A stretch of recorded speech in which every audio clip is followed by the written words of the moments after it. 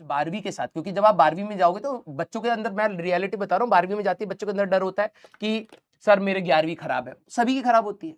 अब उसके चक्कर में कुछ 12वीं खराब करते हैं, कुछ समझदार होते हैं कि 12वीं भी मैनेज करते हैं। बीच बीच में थोड़ा बहुत टाइम निकाल करके 1-2 घंटा हफ्ते में निकाला जा सकता है। सिंसियर बच्चा निकालता भी है, उतने में ही आपके चैप्टर्स धीरे धीरे तैयार होते रहेंगे। ठीक है, और आपके पास 3 सब्जेक्ट हैं, तो ये गलतियां मत करना कि आपने हर सब्जेक्ट में एक खेल कर रखा है। ठीक है, फिर बहुत मुश्किल हो जाएगा। क्लियर? कुछ कुछ देखो, मैं आपको जाते जाते बोल रहा हूं, कुछ कुछ जगह कमियां रहती हैं, तो आप अपने आप को इतना क्रिटिसाइज मत करना। कई बच्चे होते हैं अपने आप को ना, कुछ मासूम बच्चे होते हैं जो अपने आप को ब्लेम बहुत करते हैं। इतना तो दुनिया भी नहीं कर रही होती, जबरदस्ती अपने आप को ब्लेम कर रहे होते हैं हर चीज के लिए, जबरदस्ती अपने आप को हर चीज में गिल्टी मोड में डाल रहे होते हैं। पढ़ने की कोशिश कर रहे हैं जितना उनका, देखो हर बच्चे का आईक्यू सेम नहीं होता, कुछ बच्चों का आईक्यू अच्छा होता है, कुछ बच्चों का नहीं होता। अब जो बच्चे कम आईक्यू के होते हैं ना, वो अपने आप को हमेशा गिल्ट मोड में रखते हैं। पता नहीं ये हमारे, पता नहीं कहां से आता है, मेरे को नहीं समझ आता, होता होगा कुछ नेचुरल है। ठीक है, आता ही है, चलिए ठीक है, मैं मान लेता हूँ इस तैयारी में होता है, कॉम्पिटिटिव फीलिंग है। गिल्ट मोड क्या है? मतलब थोड़ा सा कुछ टीवी देख लिया, थोड़ा सा फोन चला लिया, थोड़ा सा दोस्तों से मिल लिया, उसमें गिल्ट होने लग रहा है ना। मतलब तुम वो काम ढंग से प्रेजेंस ऑफ माइंड में कर पा रहे हो ना, पढ़ाई कर पा रहे हो। तो ये उस चीज से बाहर निकलिए। जो जिनको ये लगता है ना कि सर क्लास में, और ये कैसे पता लगता है कि I am a slow learner और अ फास्ट लर्नर? जब आपको लग रहा है ना, एक बारी में सर ने बताई, एक बारी में मेरे दिमाग में चली गई, और मैं अब सवाल लगा रहा हूं, अब सवाल से सीखूंगा। सिर्फ थ्योरी और सिर्फ क्लास के, तुम्हें लग रहा है कि हम लोगों ने अगर मान लो लॉज ऑफ मोशन में सारे पार्ट्स वार्ट्स मिला करके 150, 250, 300 क्वेश्चन अगर मान लो कर भी लिए, या 300 क्वेश्चन जब पूरी दुनिया के सवाल हो जाएंगे, तो आपके दिमाग में ऐसा क्यों आता है कि सर ने जब करा दिया तो अब मेरे से सारे सवाल बनने चाहिए? सोचिएगा ये चीज। ठीक है, तो ये चीज ना बच्चा बहुत बड़े पर्सपेक्टिव से नहीं देखता है। उसको लगता है यार हमारा चैप्टर खत्म हुआ, मेरे से मॉड्यूल के सवाल नहीं हुए, मेरे से डीपीपी के सवाल, अरे वो दिए ही इसलिए गए हैं कि तेरे से ना हो। तेरे को अगर कंफर्ट जोन में पढ़ाना होता तो वो तो अलग बात होती, फिर क्यों कराएंगे हम ऐसे सवाल जिसमें तेरे को दर्द हो? क्योंकि वो नेसेसिटी है, वो इस एग्जाम की तैयारी में एक पार्ट है, उसको झेलना पड़ता है। ठीक है, जबरदस्ती कोई ऐसा थोड़ना कि क्रूअल इंसान थोड़ना, टीचर की जबरदस्ती आकर के भाई तेरे को टॉर्चर कर रहे हैं, गंदे गंदे सवाल कर रहे हैं। भाई नेसेसिटी है, आज नहीं देखेगा तो एग्जाम वाले दिन दिखेंगे, उस दिन तेरे से कलम नहीं हिलेगी, तो 2 साल बर्बाद हो जाएंगे। तो देखना तो हमें पड़ेगा ही ना भाई। यस, हाँ, तो आप लोग ये कोशिश करिए कि अपने आप को गिल्ट मोड में मत डालिए, लेकिन यस, ईमानदारी के साथ भी पढ़िए। कई बच्चे होते हैं, अच्छा सर ने बोला गिल्ट मोड नहीं होगा, अब पूरी आवारागर्दी कर रहे हैं और गिल्ट मोड नहीं है। नहीं, अगर आप आवारागर्दी कर रहे हैं जानते हुए कि आपका सही में चीजें खराब है, तो अब तो आप सही में अपने लिए करियर में गलत कर रहे हैं। ठीक है, वो नहीं होना चाहिए। और अगर आपको लग रहा है कि आप अपना 100% दे रहे हैं लेकिन पूरी दुनिया आपसे आगे है, तो लेट इट बी यार, maybe this race is not for you, है ना? तो दिल पर नहीं लेना है इस तैयारी को, आपको अपना बेस्ट देना है। You have to know your potential कि आप कितना मैक्सिमम अपने आप को पुश कर सकते हैं, आप अपने आप को कितना बुरे से बुरे सर्कमस्टेंसेस में अपने आप को पुल अप कर करके रख सकते हैं। ठीक है, may be some of you will find कि this path is not for you. ठीक है, हिट एंड ट्रायल तो हर इंसान करता है, करियर में करता ही है। नोबडी नोज ना कि अब कोई आपका पेरेंट का वो हो एक्सप्लेनेशन, या आपके दोस्तों का एक्सप्लेनेशन हो कि भाई इंजीनियरिंग, अब देखो मार्केट का ट्रेंड क्या है, लोग बोलते हैं हमें सीएस इंजीनियर, अबे तुम्हें सीएस इंजीनियर नहीं बनना है। तुमने देखा है दुनिया में कि ऐसा कुछ फायदा हो जाता है कुछ जॉब का है, इसलिए तुम्हें बनना है। सच बात तो ये है। अब बोलेंगे नहीं मेरा पैशन है, पैशन भी इसलिए आया क्योंकि वो है। कल अगर मान लो गड्ढा खोदने पे 1000 करोड़ मिलेंगे ना, आधे लोग तैयार हो जाएंगे, पैशन है हमारा गड्ढा खोदना, हो जाएगा।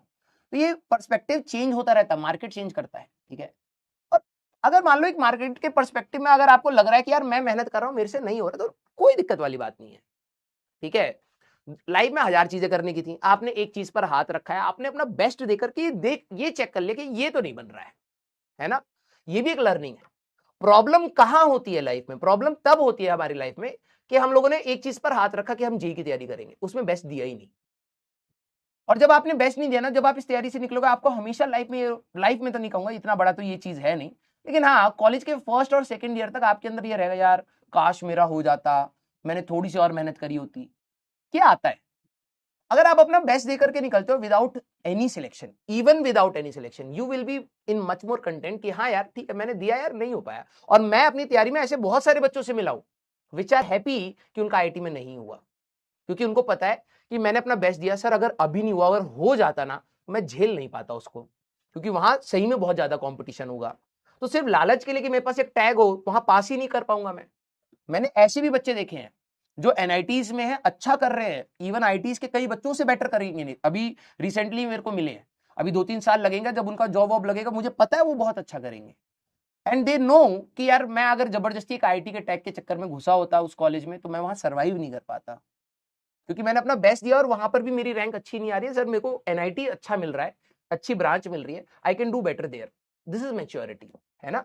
तो आप सभी लोगों को दिल पर लेकर के तैयारी नहीं करनी है, लेकिन यस ईमानदारी के साथ एंड रिस्पॉन्सिबिलिटी के साथ तैयारी करनी है। आपको यह हमेशा देखना है कि आप अपने 100% एफर्ट्स लगा रहे हैं या नहीं लगा रहे। और अगर आपको लगता है कि ये रेस अनफेयर है या फिर आप इस रेस के लिए नहीं बने हैं, कोई दिक्कत नहीं, लेकिन ये थॉट एंड ये रियलाइजेशन आपके एग्जाम के बाद होना चाहिए। क्यों कह रहा हूं? क्योंकि कई बच्चे सोचते हैं अरे ये तो बहुत कठिन है, मैं तो इसके लिए बना ही नहीं हूं, और तुम्हें पता ही नहीं था कि एक्चुअली में तुम ही सबसे बढ़िया कर रहे थे, दूसरों की तो हालत और खराब थी।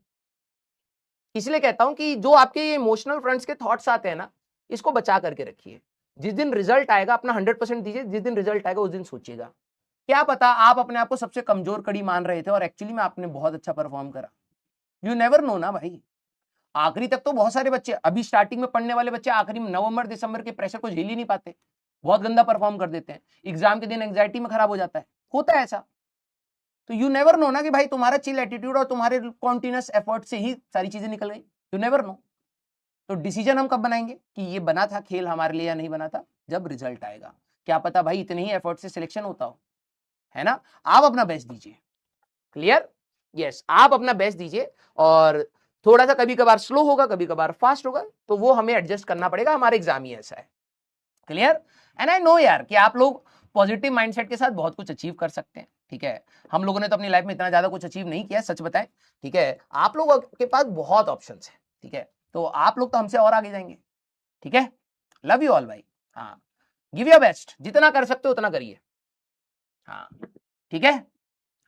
देखो आज कई बच्चों को टफ लगा होगा, आप ही के बैच में कुछ को आसान लगा होगा, ये तो सच बात है ना।